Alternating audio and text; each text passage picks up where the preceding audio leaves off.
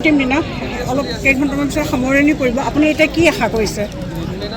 মই ভাল ফলাফল হ'ব বুলি আশা কৰিছোঁ ৰিজাল্টটো ভাল হ'ব হয় আৰু কিমান মাৰ্জিন আপোনাৰ কেনেকুৱা থাকিব একজেক্ট মাৰ্জিনটো মই এতিয়া ক'ব নোৱাৰিম কিন্তু ভাল মাৰ্জিনত থাকিব আৰু ৰাইজৰ বিপুল সঁহাৰি হয়